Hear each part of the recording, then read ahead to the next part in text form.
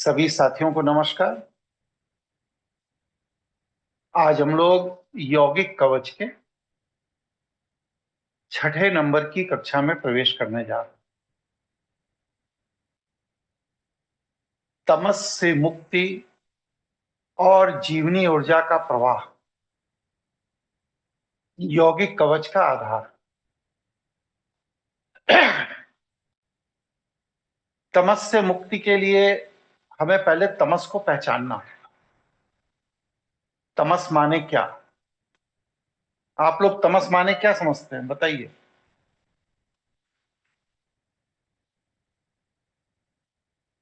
कोई बता सकता है तमस माने क्या है? तमस माने गुरुजी आलस्य, ज्यादा ये निद्रा तो और सामान्य बात कह दी आपने, और कोई विशेष बात बताइए। आप तो विद्वान हैं। चलिए, और कोई साथी? जी गुरुजी अकारण बहुत ज्यादा गुस्सा होना ये और सब लक्षण है बहन जी। ये सब जो भी चीजें आप बता रहे हैं ना, ये तमस के लक्षण हैं। जी गुरुजी। मैं पूछ रहा हूँ तमस माने क्या होता है? ये तमस के लक्षण है। जैसे बुखार अलग चीज है और बुखार के लक्षण शरीर में प्रकट होना एक अलग चीज है। तमस माने क्या? गुरुजी विकृत विचार जो मेरे भैया, ये तो विकृत विचार तो है ही। तमस का मतलब क्या है? तमस पूछ रहा हूँ। गुरुजी अहंकार। अरे दादा, चलिए अक्कड़ बक्कड़ खेलते हैं आप लोग को, कुछ नहीं। तमस का मतलब बस सिर्फ इतना है, वह ऊर्जा जो आपकी जीवनी ऊर्जा को व्यवस्थित तरह से कार्य न करने, किसी भी तरह, किसी भी तरह की कोई भी ऐसी ऊर्जा जो आपके जीवनी ऊर्जा को व्यवस्थित तरीके से कार्य न करने दे, वह तमस है। ये शारीरिक भी हो सकती है, मानसिक भी हो सकता है, भौतिक भी हो सकता है, सामाजिक भी हो सकता है, और आध्यात्मिक तमस भी होता है। तमस कितने तरह के होते हैं, कोई बता पाएगा? नहीं मालूम, यही बताइए। नहीं मालूम? नहीं मालूम गुरुजी। नहीं मालूम। नहीं मालूम कोई गुरुजी। नहीं मालूम गुरुजी। नहीं मालूम गुरुजी।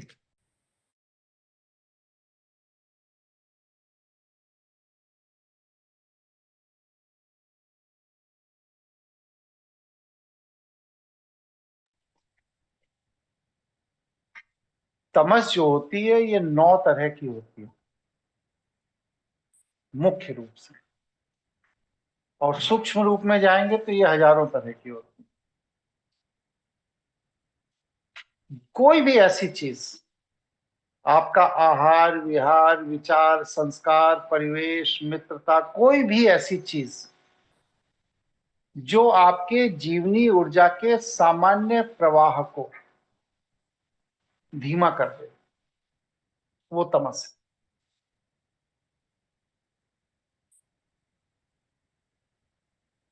ठीक है, स्पष्ट हुआ?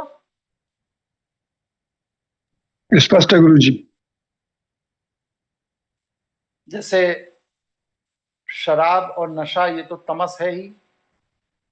आप भोजन करते हैं और पौष्टिक भोजन करते हैं, शाकाहारी भोजन करते हैं, दाल चावल रोटी सब्जी सलाद, ये सब शुद्ध शाकाहारी भोजन के अंतर्गत आता है। लेकिन अगर इस भोजन को करने के बाद आपका शरीर शिथिल होता है, आपको नींद आती, झपकी आ जाती, तो ये भोजन तमस है।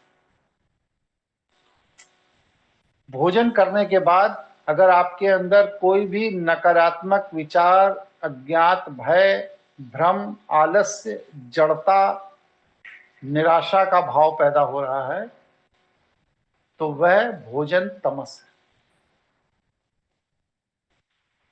बहुत से लोग ऐसे होते हैं, उनके यहाँ भोजन कर लीजिए, खासतौर से जिनके यहाँ नौकर बनाते हैं, आप उनके यहाँ भोजन कर लीजिए, आपको शरीर में दर्द होने लगेगा, बुखार सा महसूस होने लगेगा, जबकि भोजन बहुत ही शुद्ध तरह से बनाया जा रहा है, शुद्ध घी है, तेल है, सब्जी है, सब है, लेकिन इसके बाद भी शरीर में दुखन होने लगता है, आलस्य घेर लेता है। ये क्या है? भोजन सात्विक है, पौष्टिक है, लेकिन तमस से भरा हुआ है। और भोजन कोई भी अगर सात्विक और पौष्टिक है लेकिन तमस से भरा है, तो फिर वह भोजन पौष्टिक नहीं है, क्योंकि उसकी पुष्ट करने की जो सामर्थ्य है, जो क्षमता है, वो शरीर तमस के कारण एब्जॉर्ब नहीं करता। इसीलिए बहुत से लोगों के साथ ये शिकायत आपने देखी होगी कि बहुत अच्छा खाना खाते हैं लेकिन शरीर में लगता नहीं। तो बहुत अच्छा खाना खा रहे हैं लेकिन शरीर में लग नहीं रहा है। ये इस बात की सूचना है कि भोजन का जो माध्यम है वह पौष्टिक जरूर है लेकिन तमस से भरा हुआ है। इसलिए क्या है कि अगर आपको यौगिक कवच के क्षेत्र में आगे बढ़ना है तो भोजन की पौष्टिकता और शुद्धता के साथ साथ यह भी देखना होगा कि वह भोजन तमस से भरा हुआ तो नहीं है। कोई भी भोजन करने के बाद अगर आपकी इंद्रियां शिथिल होती हैं, झपकी आती है, नींद आती है, बैठने का मन कह रहा है, लेट जाने का मन कह रहा है, तो वह भोजन तमस से भरा हुआ है। ऐसे व्यक्ति जो इस तरह का भोजन करते हैं वह यौगिक कवच की ऊर्जा को जागृत करने में कभी भी सफल नहीं हो सकते। स्पष्ट? किसी के मन में कोई विचार पैदा हो, कोई प्रश्न हो तो पूछिए।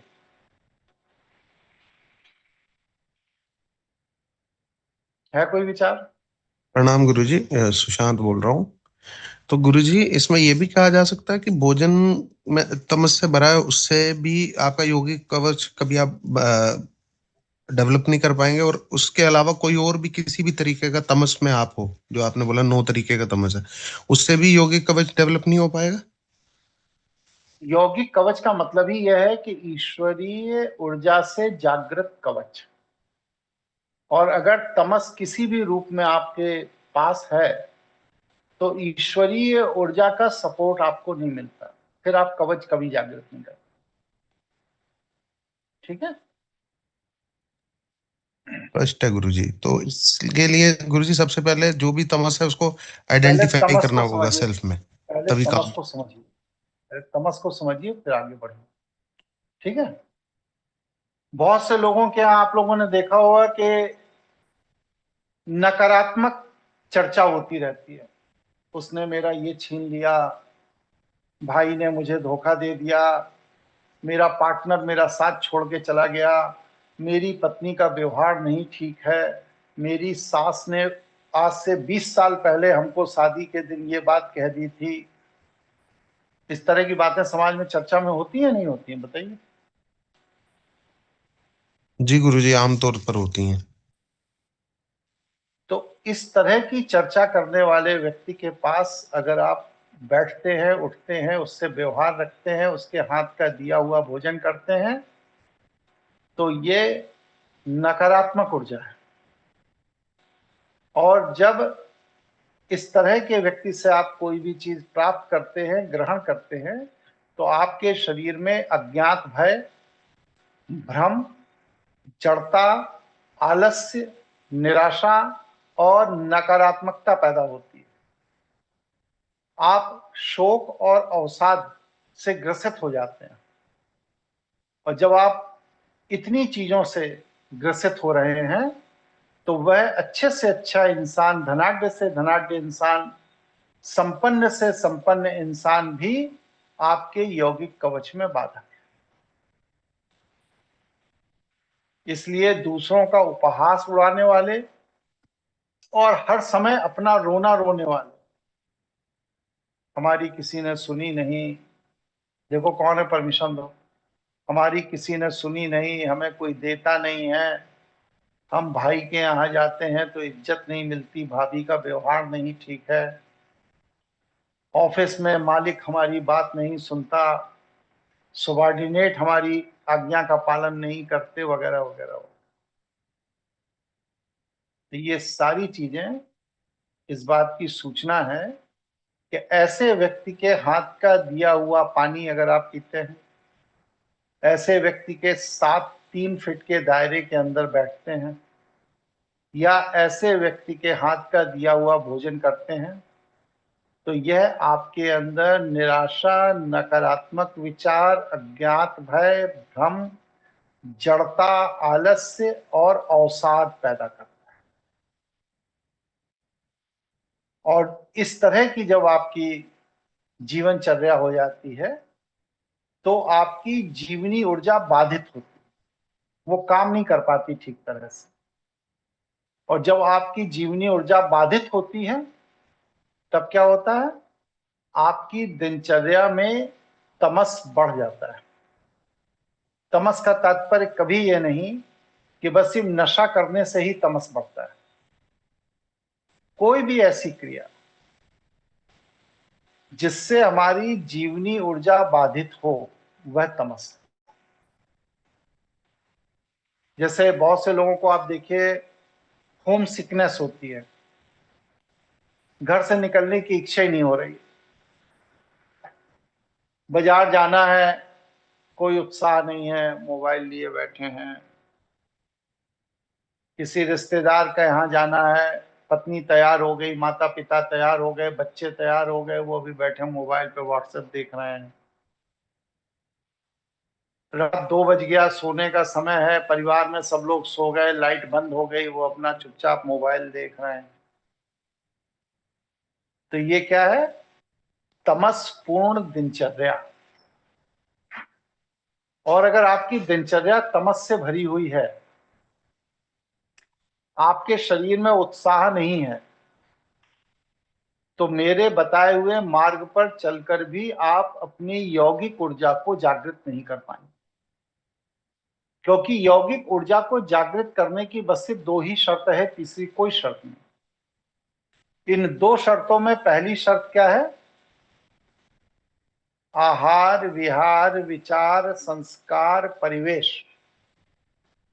क्या बोला मैंने, फिर सुनिए। आहार, विहार, विचार, संस्कार और परिवेश में तमस नहीं होना चाहिए। और अगर इनमें कहीं पर कोई भी तमस है तो आप यौगिक कवच की साधना में सफल नहीं हो सकते। यौगिक कवच की साधना में सफल होने वाले व्यक्ति के अंदर 2 दुर्लभ गुण होते हैं। पहला गुण क्या होता है कि उस व्यक्ति को पहाड़ पर या प्रकृति के सानिध्य में जाने में बहुत प्रसन्नता होती है। पहला दुर्लभ गुण, कैसे व्यक्ति पहाड़ की यात्रा करने में या प्रकृति की यात्रा करने में बहुत प्रसन्नता की अनुभूति करते हैं। दूसरा, ऐसे व्यक्ति सूक्ष्म आहारी होते हैं, बहुत ज्यादा भोजन नहीं करते, क्योंकि बहुत ज्यादा भोजन करने की इच्छा भी सात्विक तमस है। अगर आपको बार बार बहुत कुछ खाने की इच्छा हो रही है तो आप सात्विक तमस के पेशेंट हैं। अग्नि पर निर्मित भोजन तमस को बढ़ाता, क्योंकि ईश्वर ने अग्नि को जीव के लिए नहीं बनाया। अगर ईश्वर ने अग्नि को जीव के लिए बनाया होता तो वो पृथ्वी की गहराइयों में उस अग्नि को ना छिपाता। ईश्वर ने अग्नि को पृथ्वी के गुरुत्व बल और पृथ्वी के दैनिक चाल गति को नियंत्रित करने के लिए बनाया है। लेकिन मनुष्य ने अपने स्वार्थ में ज्वालामुखी से उत्पन्न अग्नि को वैज्ञानिक तरीके से प्रयोग करना शुरू किया। और अग्नि को वो क्यों वैज्ञानिक तरीके से प्रयोग कर रहा है, इसलिए उस अग्नि से निर्मित भोजन तमस है। अगर ये जो जमीन के अंदर से अरबों लीटर तेल निकाल करके प्रयोग किया जाता, अगर ये मनुष्य के प्रयोग के लिए होता, पर्यावरण के लिए उचित होता, लाभदायक होता, तो ईश्वर इसे मनुष्य की निगाह से छिपाकर जमीन के गर्भ में छिपा के न रखता। जैसे नदियां बहती हैं वैसे तेल की नदी भी बह रही होती,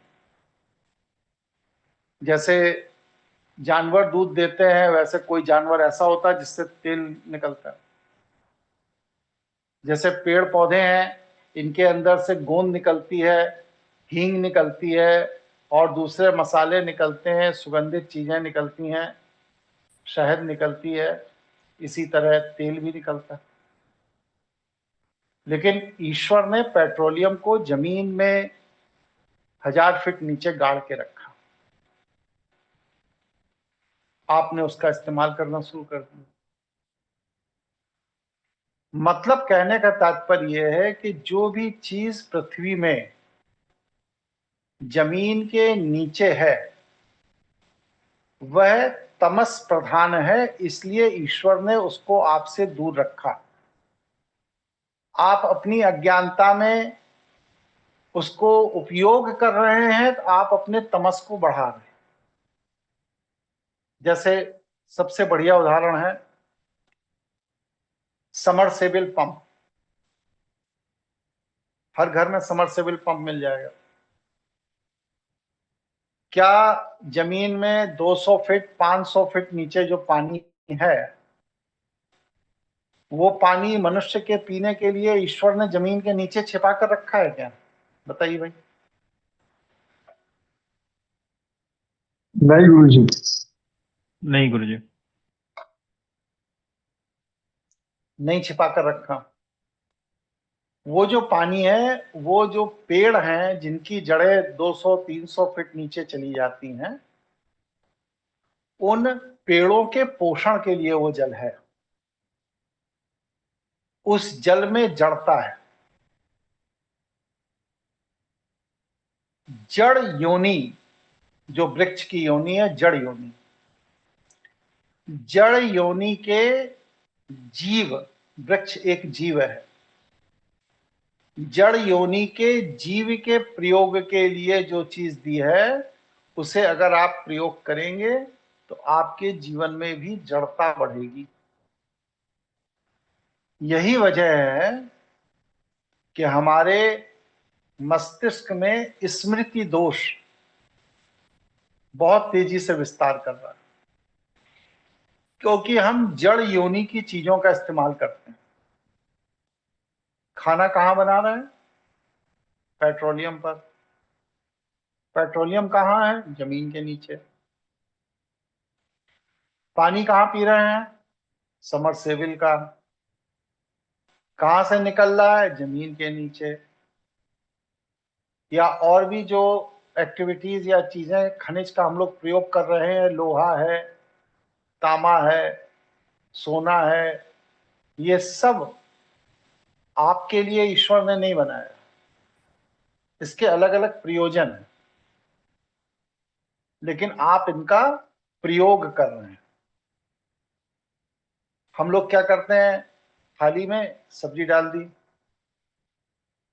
और जो आप थाली से सब्जी लेकर खाते हैं उसमें जिस धातु पर वह सब्जी पड़ी हुई है उसका अंश भी सूक्ष्म रूप में आप खाते रहते हैं। अभी मैं परसों न्यूयॉर्क के एक साइंटिस्ट की रिपोर्ट पढ़ रहा था। रिपोर्ट पढ़ रहा था।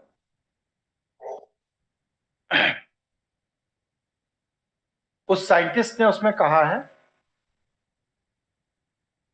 कि पानी के अंदर भी प्लास्टिक है, खाने के सामान में भी प्लास्टिक है, और जिस एटमॉस्फेयर में हम सांस ले रहे हैं इस एटमॉस्फेयर में भी प्लास्टिक के कण घुल गए हैं।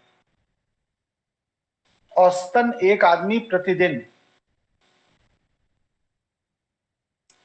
क्रेडिट कार्ड जितना बड़ा होता है प्लास्टिक का, इतना प्लास्टिक अप्रत्यक्ष रूप से नित्य खा रहा है प्रति व्यक्ति। मां के गर्भ में भी प्लास्टिक के कण पाए जा रहे हैं, मां के दूध में भी प्लास्टिक के कण पाए जा रहे हैं। गाय, बैल, भैंस, जानवर जिसका भी आप दूध पी रहे हैं उन सब में प्लास्टिक के कण पाए जा रहे हैं। और ये प्लास्टिक के कण आपके मस्तिष्क की कोशिकाओं को निष्क्रिय कर देते हैं, जिससे कि आप अपने शरीर के अंदर उस ऊर्जा के प्रवाह को नहीं प्राप्त कर पाते हैं जो प्रकृति द्वारा सामान्य रूप से आपको मिलना चाहिए। अब जब ऊर्जा का प्रवाह निरंतर नहीं मिलता है तो क्या होता है? वह पर्टिकुलर ऑर्गन अस्वस्थ होने लगता है, और जब वह अस्वस्थ होने लगता है तो उसमें रोग पैदा होते हैं, और वही रोग आगे चल के धीरे धीरे धीरे धीरे कैंसर जैसे घातक रोग में बदल जाता है। आप देखिए, सबसे ज्यादा कैंसर फिल्म इंडस्ट्री के कलाकारों को होता है, सबसे ज्यादा। क्यों होता है? क्योंकि उनका खाना पीना, आहार विहार सब अप्राकृतिक होता है। स्टेज पर काम करना है, शूटिंग करना है, बोतल का पानी मिलेगा, अपने घर से कोई बोतल कोई चीज लेके जाएंगे, 1 आध लीटर की पी लेंगे, फिर इसके बाद काम 10-12 घंटे करना है तो वही बोतल का पानी है, प्लास्टिक की थैली में खाना आ गया है, वही खाना माइक्रोवेव में गर्म कर दिया गया, उसी को निकाल के खा लिया।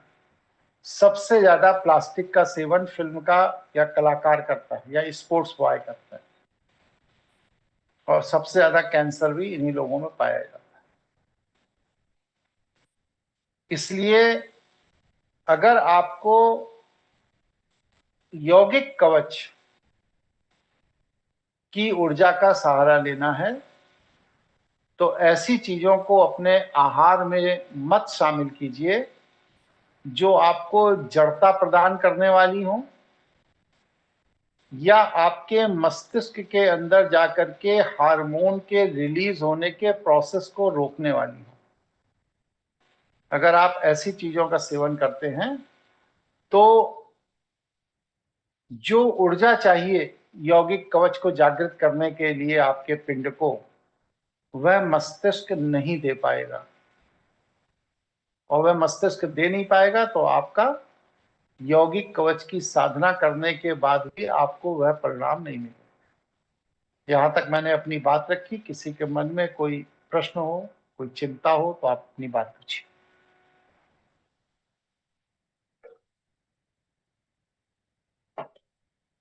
है कोई प्रश्न? जी गुरुजी, सुशांत बोल रहा हूँ। गुरुजी, एक प्रश्न ये आता है कि जो भी, जैसे आपने बोला कि धरती से जो भी चीज निकलती है वो हमारे उपयोग के लिए नहीं बनाई हुई प्रकृति में, तो खाने का कोई भी ऐसा सामान है, जैसे कोई भी फल या कोई भी सब्जी जो हम जो जड़ रूप में निकाल रहे हैं, वो भी हमारे उपयोग के लिए नहीं गुरुजी फिर?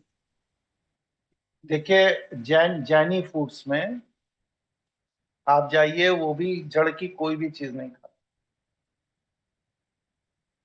और आप देखिए, जैनी 0.4% है देश की आबादी का, सबसे ज्यादा स्वस्थ हैं, सबसे सक्रिय हैं और सबसे बड़े बिजनेसमैन हैं। 28% की जीडीपी में इनकम टैक्स वो लोग देते हैं। आहार क्या है? जो जमीन के ऊपर पैदा होता है बस सिर्फ उसी को भोजन करते हैं, जमीन के नीचे जो भी चीज है उसका वो भोजन नहीं करते। मालूम है ये बात? नहीं मालूम आपको? जी गुरुजी, मालूम है। है ना? तो ये उन्हें महावीर जी ने धर्म से जोड़कर बता दिया, इसलिए उन्होंने धर्म को फॉलो किया तो ये सिद्धांत भी फॉलो कर लिया। हमारे यहाँ धर्म से जोड़कर सिद्धांत को बताया गया, लेकिन उसके भी कई विभक्ति कर दी गई। हम लोग निकृष्ट चीज के प्रति जल्दी आकर्षित होते हैं, इसलिए हम लोगों ने बीच का रास्ता अपनाया। वो बीच का रास्ता ये है कि ना तो अति सात्विक भोजन करते हैं, ना अति राजसी भोजन करते हैं, तमस का तो कोई सवाल ही नहीं है। लेकिन भोजन की मात्रा हमारी इतनी अधिक होती है कि वह भोजन की अधिकता ही तमस हो जाती है। और भोजन की अधिकता के लिए हम क्या करते हैं? दो काम करते हैं। पहला काम अग्नि पर चढ़ा हुआ भोजन करते हैं, और दूसरा काम भोजन को स्वादिष्ट बनाने के लिए उसमें तरह तरह के मसालों का प्रयोग करते हैं, जिससे कि भोजन स्वादिष्ट बने। भोजन स्वादिष्ट बने का मतलब क्या है? कि आप अपनी आवश्यकता से अधिक खा जाएं। और जब भोजन स्वादिष्ट होगा, आप अपनी आवश्यकता से अधिक खाएंगे, क्या परिणाम होगा? आपके शरीर में तमस बढ़ेगा। भोजन को उतना ही करना है जितना शरीर की आवश्यकता है। और हम लोग क्या करते हैं? भोजन घड़ी देख के खाते हैं। सुबह 9 बज गया, नाश्ते का समय हो गया, 1 बज गया, खाने का समय हो गया, शाम के 4 साढ़े 4 बज गए, अब तो शाम की चाय पी लेना चाहिए। अरे रात के 8 बज गए, अब रात का भोजन कर लेना चाहिए। शरीर को जरूरत नहीं है, लेकिन शरीर की जो जैविक घड़ी है उसकी जगह हम लोग दीवार पे लगी हुई घड़ी का सहारा लेते हैं। और भोजन को दीवार पर लगी हुई घड़ी से जब नियमित रूप से करते रहते हैं तो हमारे शरीर को उस निर्धारित समय पर भोजन करने का अभ्यास हो जाता है। वो भूख नहीं है, वो विकृत अभ्यास है। जैसे किसी को हत्या करने का अभ्यास हो गया, अब उसे हत्या में ही मजा आ रहा है। किसी को जुआ खेलने का अभ्यास है, उसे जुआ खेलने में मजा आ रहा है। किसी को शराब पीने का अभ्यास है, उसे शराब पीने में मजा आ रहा है। उसी तरह हमने अपने चित्त को विकृत कर लिया भोजन के संदर्भ में। अब निर्धारित समय पर हमें भोजन नहीं मिलेगा तो हमारे अंदर वैसे ही हार्मोन पैदा होंगे जैसे जुआड़ी को जुआ ना मिलने पर होता है और शराबी को शराब ना मिलने पर होता है। और फिर क्या होगा? हम उस वृत्ति के आवेग में अपराध भी कर देंगे क्योंकि भोजन चाहिए, जबकि शरीर को भोजन नहीं चाहिए, वो आपके वृत्ति को भोजन चाहिए। इसलिए भोजन को घड़ी देखकर मत करिए। शरीर जब कहे कि भोजन की जरूरत है तब भोजन करिए। घड़ी देखकर जो भोजन करते हैं उनका चित्त विकृत हो जाता है। किसी के मन में कोई प्रश्न हो, पूछिए। तो गुरुजी, भोजन करने से ये भी संभव है कि बहुत सारी जो विकृति या वृत्ति होती है वो स्वतः पनपने लगती है और उस पर नियंत्रण किया जा सकता है और भोजन धीरे धीरे कम किया जाए, छोड़ दिया जाए तो? नहीं तो आगे क्या? नहीं, मतलब भोजन उसके अंदर सहायक है क्या उसकी वृत्तियों को घटाने या बढ़ाने के लिए, अलग अलग वृत्तियों की? इतनी देर से मैं क्या समझा रहा हूं कि भोजन तमस का कारक है, यही समझा रहा हूं ना। तो तमस को अतिरिक्त भोजन करने से, दूषित भोजन करने से, या किसी दूषित व्यक्ति के हाथ से निर्मित भोजन करने से आपका तमस बढ़ जाता है। कोई भी भोजन करने के बाद अगर आपको विश्राम की इच्छा हो रही है, भले ही 10 मिनट हो रही है, तो इसका मतलब वह भोजन आपके शरीर के अनुरूप नहीं, वह विकृत। और विकृत भोजन जब भी आप करेंगे तो वह आपके तमस को बढ़ाएगा। स्पष्ट हो गया? जी गुरुजी। और कोई प्रश्न किसी का? इसमें एक पूछना था, बहुत लोगों को जैसे मतलब खाने का अभ्यास हो गया कि इतने बजे टाइम से खाना है, वैसे ही बहुत लोगों का ये अभ्यास हो जाता है कि खाने के बाद 10 मिनट लेटना है या सोना है, तो वो भी तमस में आएगा या फिर वो तमस है। करीब नहीं? भोजन के बाद विश्राम की इच्छा होनी ही नहीं चाहिए। भोजन के बाद ऊर्जा की इसकी इच्छा होनी चाहिए। विश्राम क्यों होगा भाई? आप बताओ, हमें तर्क दीजिए कि भोजन अगर हमने शरीर की ऊर्जा को बढ़ाने के लिए लिया है तो भोजन लेने के बाद शरीर में ऊर्जा बढ़नी चाहिए या विश्राम की इच्छा बढ़नी चाहिए? गुरुजी अगर मॉडर्न साइंस के हिसाब से देखें तो बोलते हैं कि जो खाना खाते हैं जो भी आपकी आवाज कट रही जो है, भी थोड़ा माइक पास लाइए। एक गुरुजी मैं बोल रहा था कि जैसे अगर मॉडर्न जो साइंस है, जो मॉडर्न अगर जो थ्योरी चलता है कि खाने के बाद से जो भी आते हैं उसको पचाने के लिए एनर्जी को यूज होता है, तो आदमी को थोड़ा सा नींद या थोड़ा सा ये महसूस होता है, और जब वो खाना पच के फिर वापस जब ब्लड में या जो काम करता है तो फिर आप तरोताजा ऐसा महसूस करते हैं। ये जो मॉडर्न जो हम लोग पढ़े हैं स्कूल में बचपन में, जो साइंस में पढ़ाया गया, ये बोला कि आपको नींद देखिए थोड़ा सा विवेक जी, सुन लीजिए, अब आप मेरी सुनिए। विवेक जी, समाज में समाज को संचालित करने के लिए दो तरह के नियम हैं। एक नियम वह है जो समाज का बहुत बड़ा वर्ग फॉलो करता है, 95%, 98%, और एक नियम वह है जो समाज का 1 या 2% लोग फॉलो करते हैं। आप ये बताइए, आपके प्रधानमंत्री हैं मोदी जी, सवेरे 9 बजे पार्लियामेंट में बैठ जाते हैं और रात 10 बजे तक बैठे रहते हैं, अपना कार्य करते रहते हैं। वो क्या दोपहर का खाना खा के सोने चले जाते हैं क्या आधे घंटे के? 72 साल की उम्र हो गई, बताइए। नहीं गुरुजी, वो तो या कोई भी हाईकोर्ट जज आप बताइए कि खाना खा के क्या सोने चला जाता है क्या? कि लंच में आया, खाना खाया, खाना खा के एक झपकी लगाई, जब नींद खुलेगी तब अदालत में चले जाएंगे। हजारों की संख्या में जजेस हैं, कोई नहीं करता। मिलिट्री के एक से एक ऑफिसर है, पुलिस वाले हैं, सब हैं, कोई भी खाना खा के सोने नहीं जाता। तो आपको ही सोने की इच्छा क्यों हो रही? गुरुजी मैं क्योंकि सोने हाँ बोलिए। अरे गुरुजी मैं सोने की इच्छा नहीं बोली, मतलब वो थोड़ा सा ये मतलब उसको सोना नहीं कर सकता, लेकिन हाँ थोड़ा सा थकान या थोड़ा आलस से वैसा कुछ आता है 10 मिनट या 15 मिनट। जैसे आज अभी जो आप आयुर्वेदाचार्य जिनसे जो मॉडर्न आते हैं वो बोलते हैं थोड़ा देर आप लेट जाइए खाने के बाद से, तो वो उस हिसाब से मैंने बोलता वो क्योंकि आप थ्योरी है। तामसी भोजन कर रहे हैं इसलिए ना। जी हाँ वही गुरुजी, वही मैं बोल रहा था कि वो क्योंकि आप तामसी भोजन कर रहे हैं इसलिए वो कह रहे हैं लेट जाइए। मेरा इसी पर तो कहना है कि यौगिक कवच की साधना करने वाले को तामसी भोजन नहीं करना है।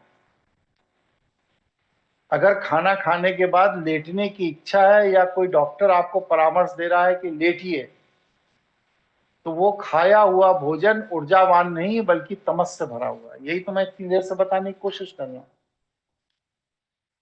इसलिए भोजन वही करिए जो तमस प्रधान ना हो। भोजन के बीच का अंतराल बढ़ा दीजिए। भाई सुबह आपने नाश्ता कर लिया 9, साढ़े 9, 10 बजे। अभी हम बॉम्बे गए थे, सुशील के, बॉम्बे नहीं, गोवा। सुशील साथ में थे। सुशील, जी गुरुजी। सपना नहीं, चलिए, सुशील जी साथ में थे। जी गुरुजी। सुशील जी, हम लोग सुबह कितने बजे नाश्ता करते थे? जी सुबह 8, साढ़े 8 बजे के आसपास।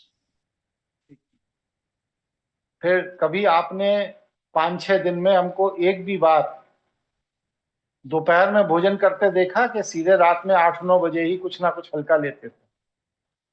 सीधा नाइट में गुरुजी, वो भी बहुत कम मात्रा में, ना के बराबर। नाइट में लेते थे, बहुत कम मात्रा में लेते तो अगले दिन सुबह फिर लेते थे।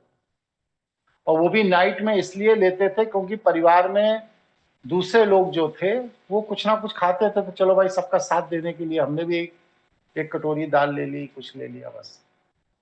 आवश्यकता नहीं है। सवेरे का एक वक्त का नाश्ता अगर अच्छा, दूसरी चीज ये बताइए कि क्या आपने कभी इतने दिनों में ये देखा कि नाश्ता कर लेने के बाद मैं कह रहा हूं कि मैं सोने जा रहा हूं, अब आधे घंटे बाद सो के उठूंगा तब चलेंगे? ऐसा कभी देखा आपने? नहीं नहीं, बिल्कुल नहीं गुरुजी, तुरंत तत्काल प्रभाव से चले। तुरंत काम करते हैं, चल देते हैं। तो ये किस बात की सूचना है? ये इस बात की सूचना है कि 24 घंटे में एक बार अगर आप नाश्ता कर रहे हैं और वह भी इतना ज्यादा नहीं कर ले रहे हैं कि पता लगे कि उठ ही नहीं पा रहे हैं, बैठ ही नहीं पा रहे हैं, लेटना जरूरी है, तो इतना नाश्ता पर्याप्त है आपके लिए। और उसमें भी नाश्ते में भी मेरा 60% नाश्ता तो फल ही होता है, बल्कि 70% तक फल हो जाता है। कुल मिलाकर कहने का तात्पर्य यह है कि कोई भी नाश्ता खाना आप ले रहे हैं, अनावश्यक ले रहे हैं, तो उसे छोड़िए और खाने के बीच के अंतराल को बढ़ा दीजिए। अगर आप भरपेट नाश्ता सवेरे ले रहे हैं तो फिर दोपहर में भोजन की कोई ऐसी आवश्यकता नहीं है।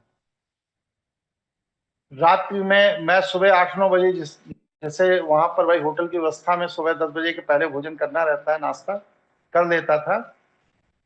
फिर इसके बाद रात में 9:30-10 बजे परिवार वाले अगर बैठ गए, कुछ खा लिया तो एक आध कटोरी कुछ उनके साथ खा लिया, नहीं तो फिर अगले दिन सुबह 8 बजे ही खाते।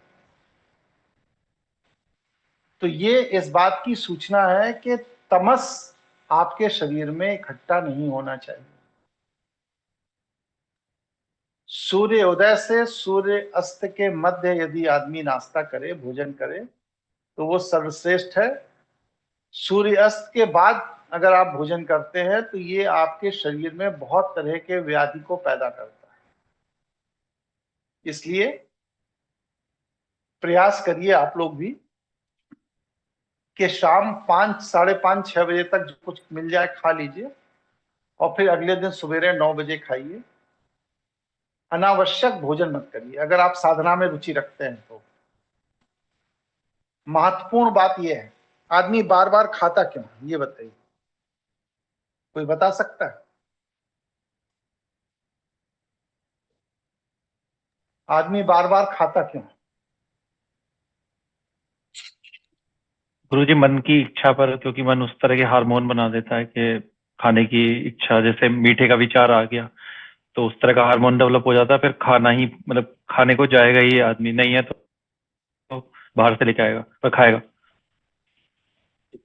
और कोई बात, और कोई साथी?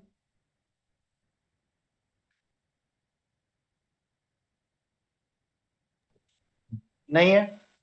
किसी के पास जवाब? मैं दूं? जी गुरुजी। जिसके चिंतन की प्रक्रिया में जितना अधिक बिखराव होगा, गंभीर बात बता रहा हूं, ध्यान से सुनना, जिसके चिंतन की प्रक्रिया में जितना अधिक बिखराव होगा वह व्यक्ति उतनी बार कुछ ना कुछ खाने की इच्छा रखेगा। सबसे ज्यादा चिंतन की बिखरी हुई प्रक्रिया किसकी होती है? ऑब्जर्व करिए, चिंतन में सबसे ज्यादा बिखरी हुई प्रक्रिया किसकी होती है? मजदूर गुरुजी। टेम्पो टैक्सी चलाने वालों की सबसे ज्यादा बिखरी हुई या चिंतन इन्हीं का होता है। और देखिए, सबसे ज्यादा गुटखा, मसाला, पान, कुछ ना कुछ इनके मुंह में हर समय बना ही रहेगा।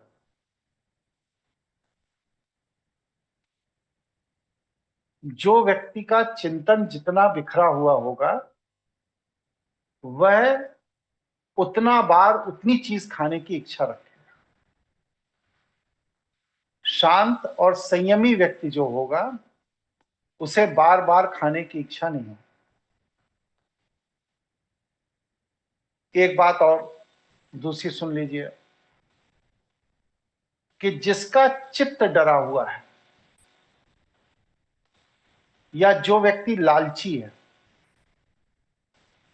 वह बार बार भोजन करता है।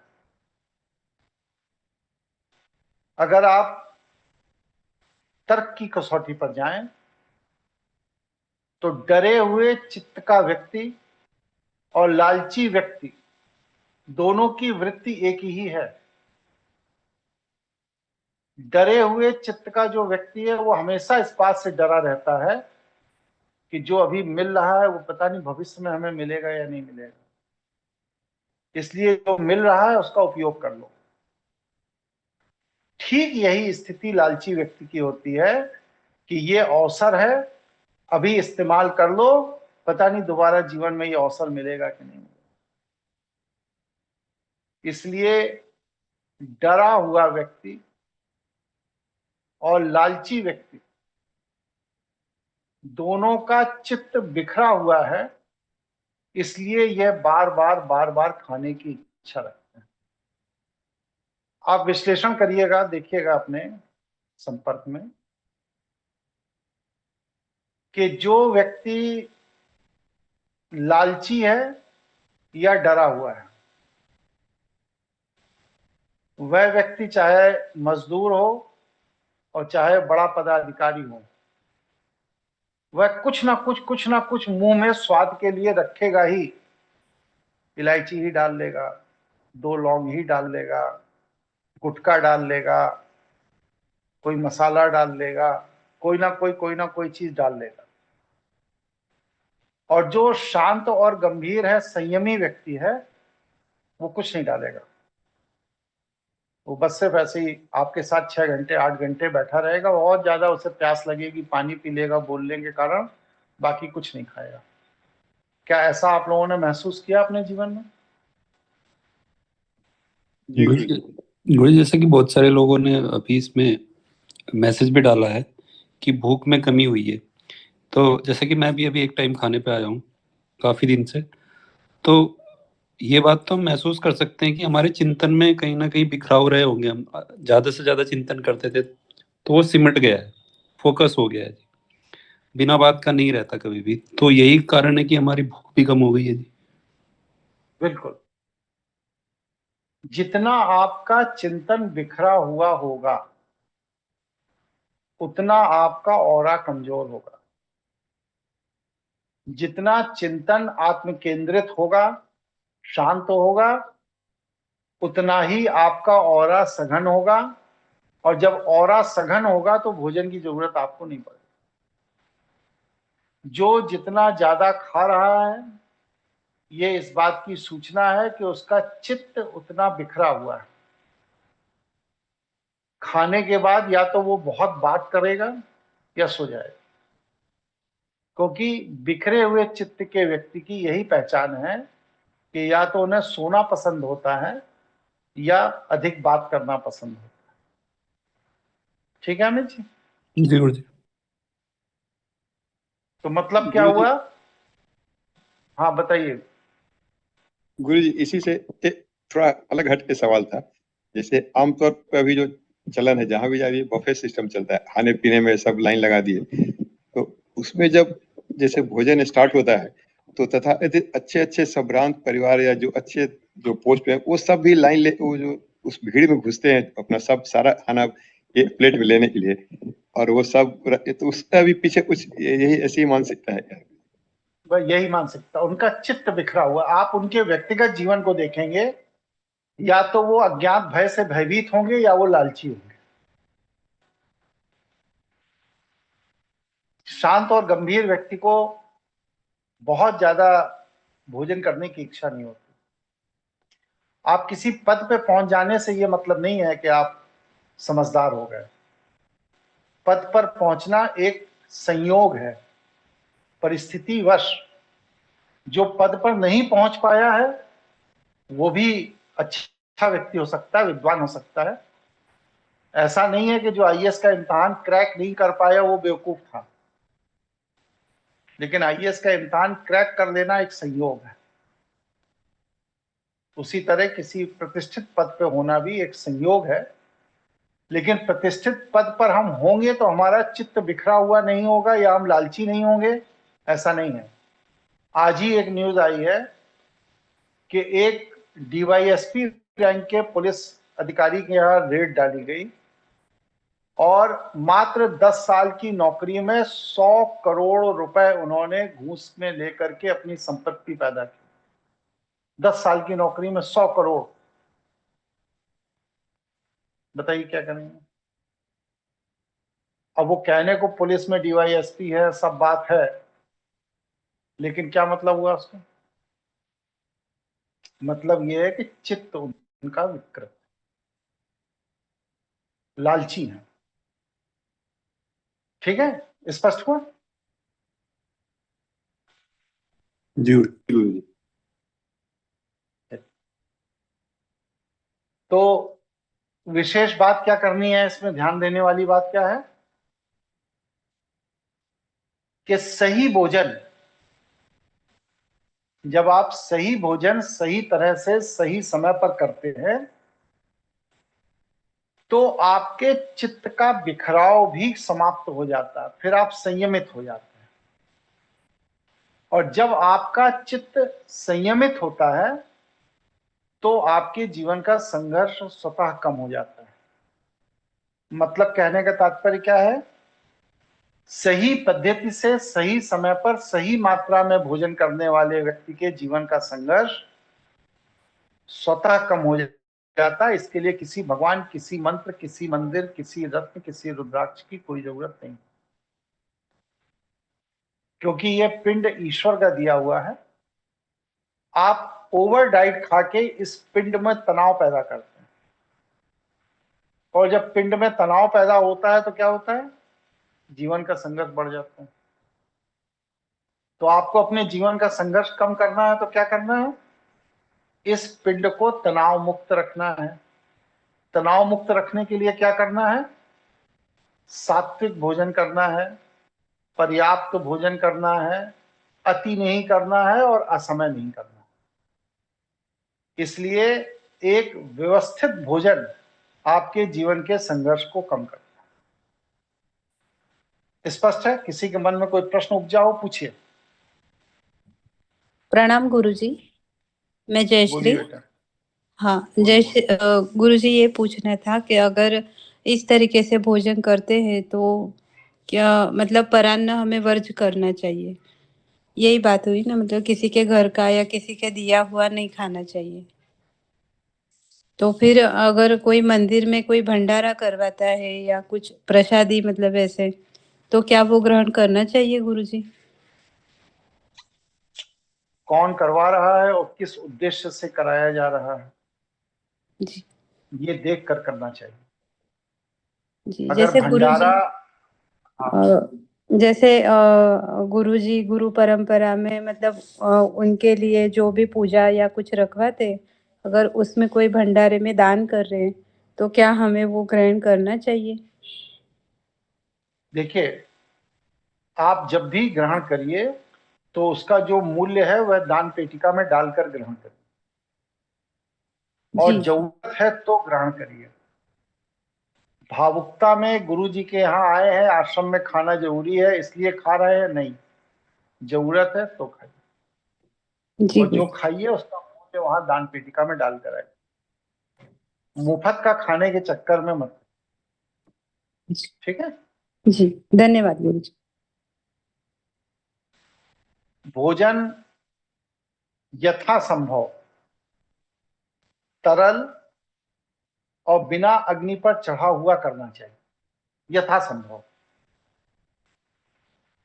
इसके लिए बेहतर है कि आप प्रदोष का व्रत रहिए।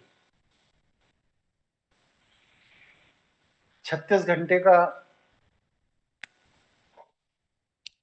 36 घंटे का व्रत होता है प्रदोष का। ये प्रदोष का आप व्रत रहिए। प्रदोष का व्रत रहने से महीने भर के अंदर जो तमस आपने इकट्ठा किया है वो तमस शरीर से निकल जाता है। प्रदोष का व्रत इसीलिए कहा जाता है कि हजारों रोगों को शांत करता है, क्योंकि ये शरीर के तमस को निकाल देता है। अग्नि पर चढ़ा हुआ भोजन हजार तरह के रोगों को पैदा करता है। जिन रोगों के शमन के लिए, अब लोग कहते हैं कि अग्नि पर तो भगवान को प्रसाद भी लगता है, भगवान भी अग्नि पर चढ़ा हुआ भोजन करते हैं, आप मनुष्य को मना कर रहे हैं। तो भगवान भी अग्नि पर चढ़े हुए भोजन को खाने के बाद उसको पचाने के लिए सोम रस का सेवन करते थे।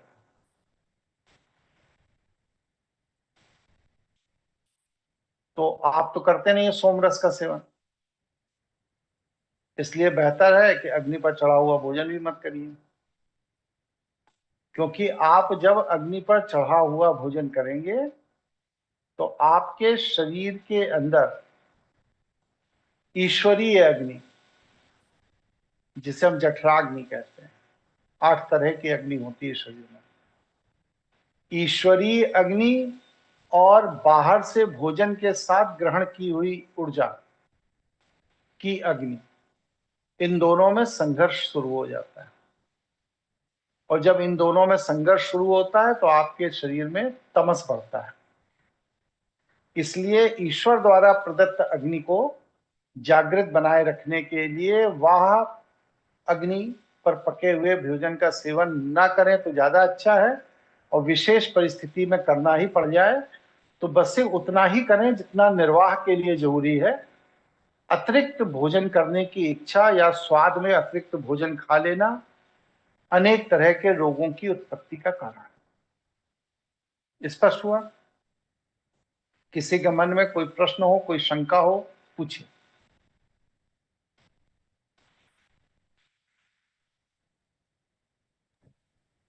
गुरुजी, एक और प्रश्न है।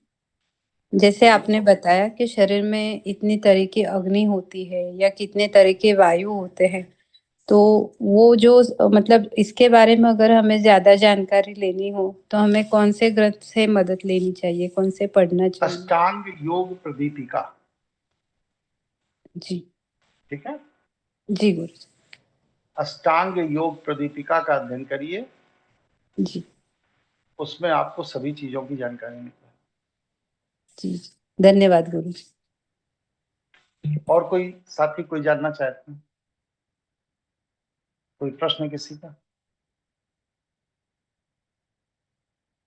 नहीं है? गुरुजी, जैसे अभी नॉर्मल आया था, जो भी अगर कुछ समस्या है तो उसका समाधान बताइए। तो ये जैसे आपने प्रदोष व्रत बताया, वैसे ही कुछ और डेली रूटीन में कुछ नहीं हो सकता है, जिससे कि जो आदमी खा रहा है अपना उसको शोधन करता चले उसको, क्योंकि वो तो आवश्यकता है। सडनली आप जी, मैंने बताया ना कि सूर्य उदय से सूर्य अस्त के मध्य ही खाना है, और अगर सूर्य अस्त के बाद आपको परिस्थितिवश किसी पार्टी में, किसी शादी में, किसी समय भोजन करना पड़ गया तो फिर अगले दिन भोजन मत कीजिए। ठीक है जी। और कोई प्रश्न किसी का?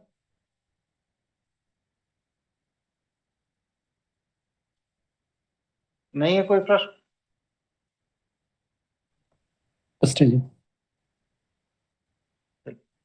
गुरुजी। अब हाँ, अब कल क्लास है अंतिम, जिसमें कुछ साधना मैं बता करके इस विषय को पूर्ण कर दूंगा,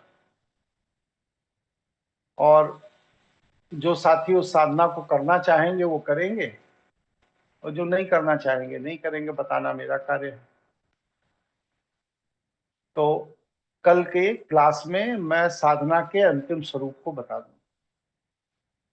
गुरुजी, एक और मैं आप बोला था ना, एक क्वेश्चन पूछिए। जो अब साधना जो अभ्यास में कर रहा था, तो जब अंगूठे पे जब ध्यान केंद्रित करता हूँ तो दोनों अंगूठे ऊपर पूरा ब्लैक हो जाता है, और उससे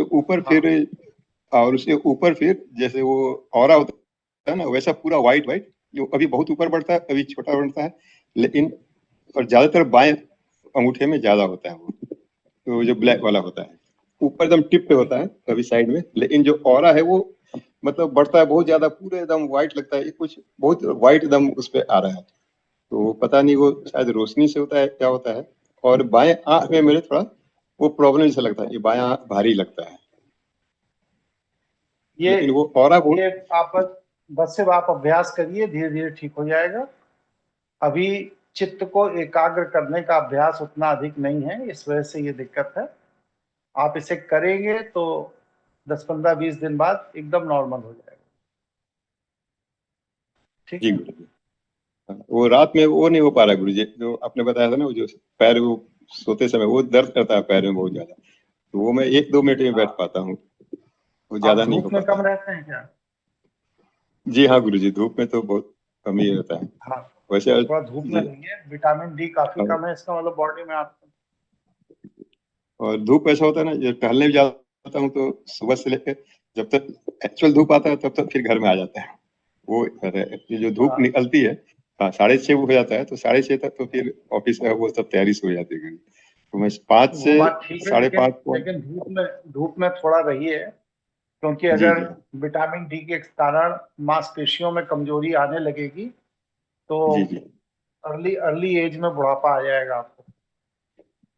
जी इसलिए मांसपेशियों को धूप लगना बहुत जरूरी है। कम से कम 40 मिनट धूप में जरूर रहिए। हमारे लोग कहते हैं धूप से विटामिन डी मिलती है, नहीं, गलत कहते हैं। धूप से विटामिन डी नहीं मिलती है। हमारी बॉडी के अंदर जो विटामिन डी का स्टोर है वो धूप पड़ने से पिघलता है, और पिघलता है वो तब बॉडी उसे एब्जॉर्ब करती है। तो उतने टेम्परेचर में जरूर रहिए जिस टेम्परेचर में वह विटामिन डी का स्टोर पिघल जाए। इसीलिए देखिए, अब तो 5 स्टार होटलों में यहाँ भी सुविधा है, भारत में भी, वरना विदेशों में आदमी स्टीम बाथ लेता है। क्या है भाई स्टीम बाथ? एक फिक्स टेम्परेचर पर बॉडी को बनाए रखना 10, 15, 20 मिनट।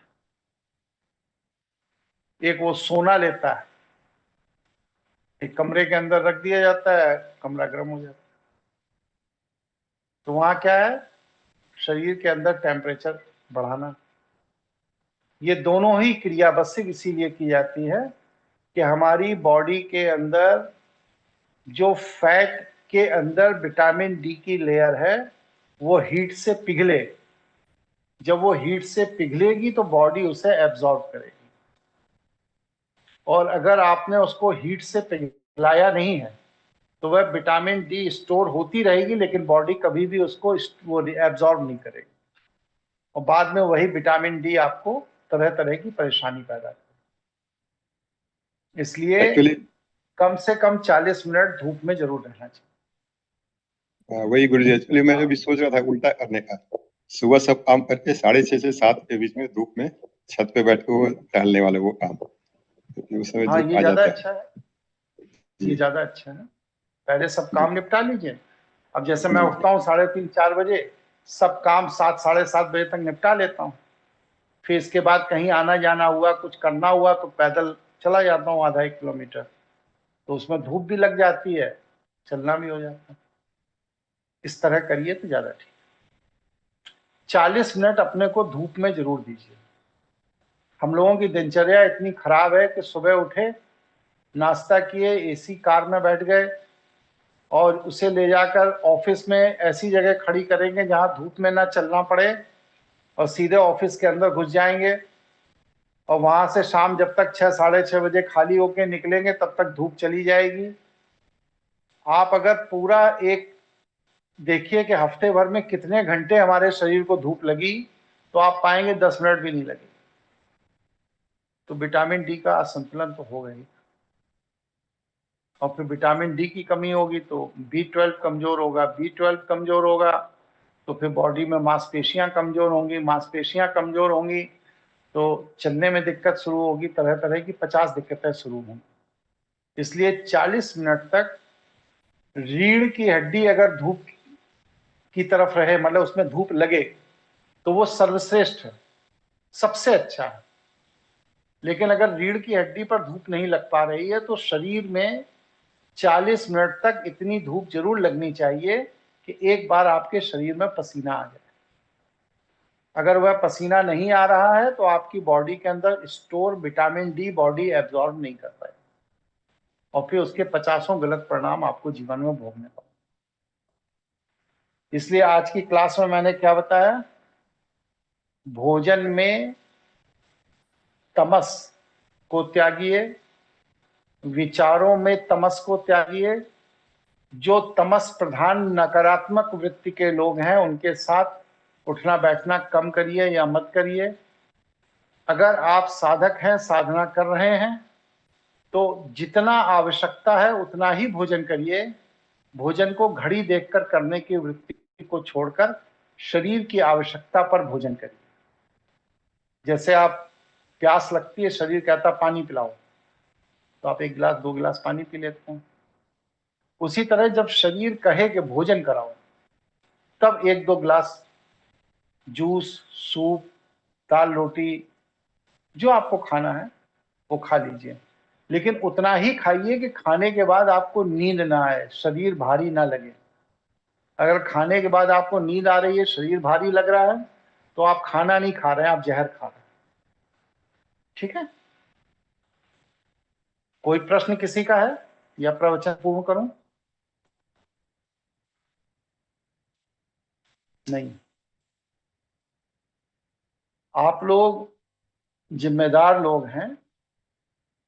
जो व्यक्ति जिसको लेकर आया है उसको भी मोटिवेट करिए, उसके भी जीवन का कल्याण हो। आपका तो खैर हो ही रहा है, आप जुड़े हुए हैं, लेकिन जो दूसरे लोग हैं जो आपके भरोसे आए हुए हैं यहाँ पर, उनको बताइए, समझाइए उन्हें कि आप लोग भी अपने विचार डालिए, चीजें डालिए।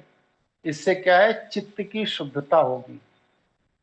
ब्रह्मास्मि क्रिया योग में अर्थ भैरव की क्लास में शुरू कर दे जा रहा हूँ, और उसमें मेरा प्रयास होगा कि आप लोगों को आंसर शीट भी दूंगा।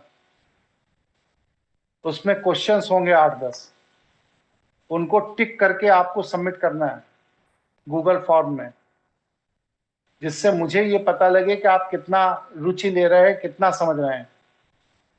क्योंकि मुझे जल्दी से जल्दी अपने सहयोगी के तौर पे कुछ लोगों की जरूरत है। संगठन का आकार काफी बड़ा हो रहा है।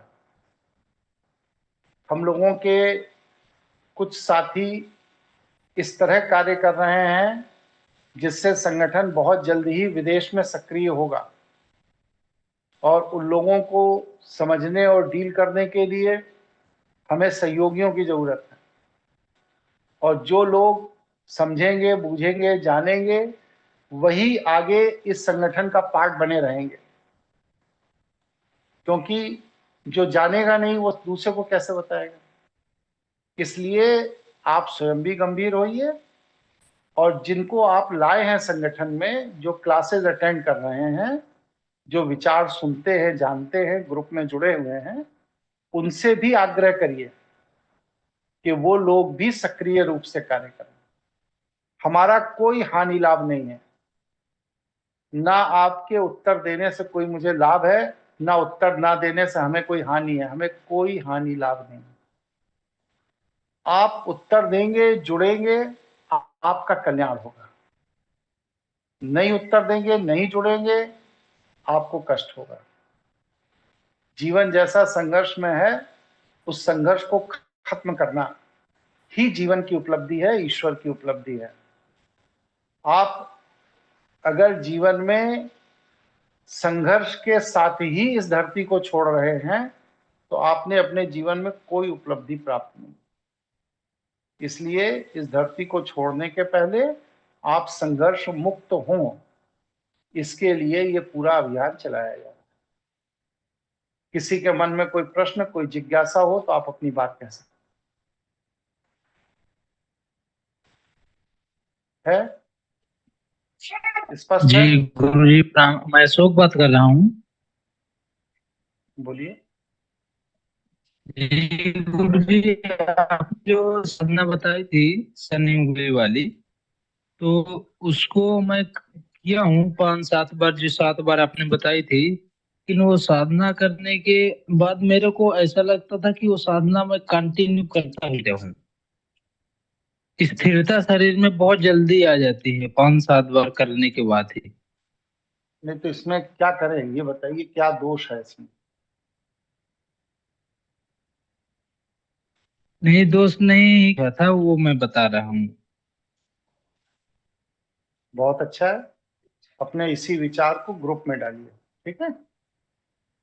जी मैंने डाल दिया है, उसमें और परिवर्तन आज नहीं का हुआ था, क्लास यहाँ पूरा यही कर बस रहा हूँ, होगा। और कल अंतिम क्लास होगा, उसमें कुछ साधना पद्धति और बताऊंगा। इसके बाद जो अभ्यास करेगा उसे लाभ होगा, जो नहीं करेगा उसका भाग्य हो जाएगा। इससे ज्यादा मैं आप लोगों से और कुछ नहीं कह सकता। नमस्कार। प्रणाम गुरु जी। प्रणाम गुरु जी।